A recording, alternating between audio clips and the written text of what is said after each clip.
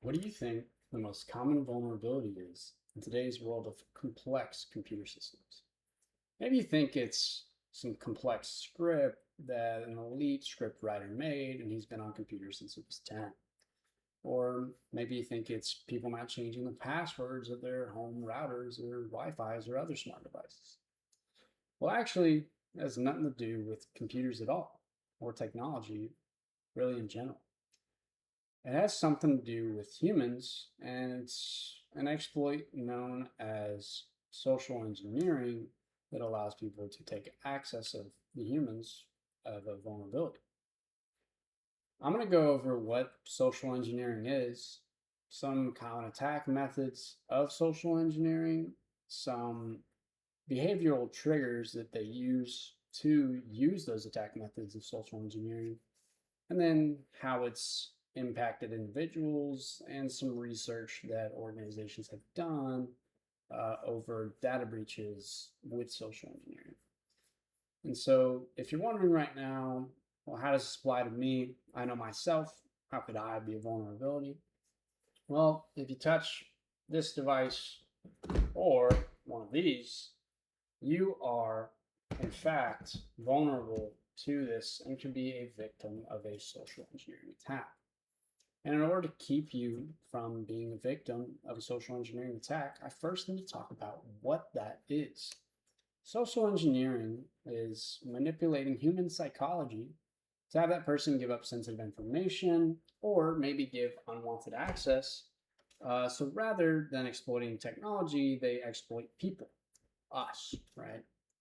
Um, and some of the most common ways they do that are through email, something known as phishing, through text message, something known as smishing, or through voice calls, something known as vishing.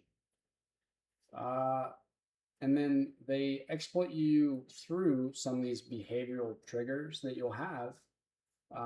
And some of these, and there's more, but these are the main ones, is urgency, right? You want to go do things quickly. Fear, obviously, curiosity, you want to know maybe what that file is that they sent you. Scarcity, hey, there's only a few of these left, right? You need to get one. Helpfulness, most people are helpful and then hold the door open for this building. You probably shouldn't be coming in, right?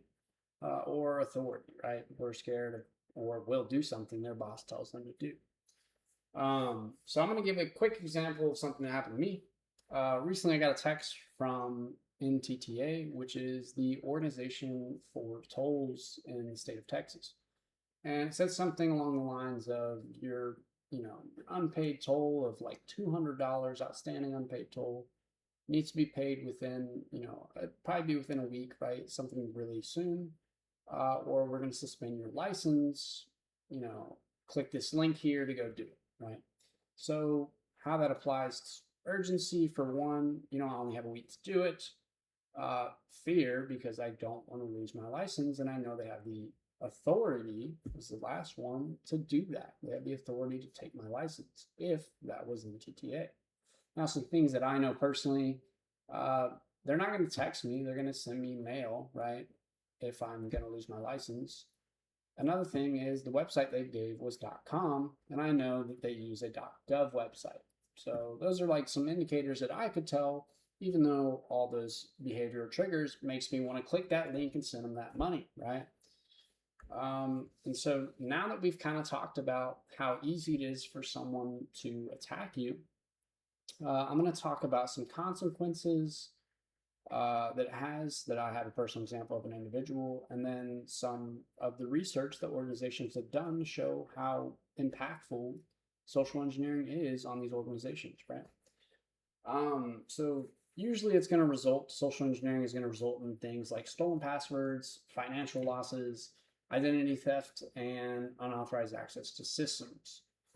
The personal example that I have is one of my instructors for Security Plus, which is really ironic because it is a course over that talks about social engineering as well as many other things.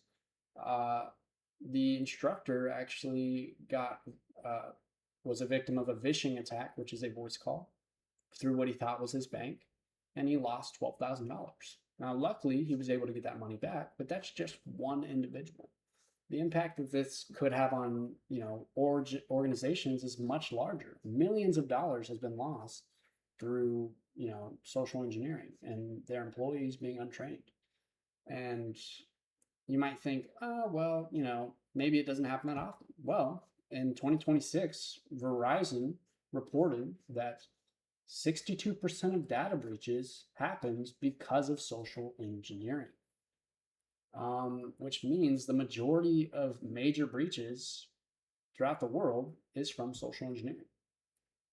Social engineering continues to be one of the most common cybersecurity threats because it targets human behavior rather than technical vulnerabilities, hackers leveraging human psychology against their victims.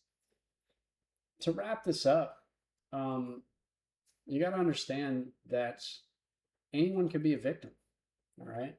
So, and you got to also understand that not all attackers are going to hack in, right, or break in. They're going to wait for you to make a mistake and let them in.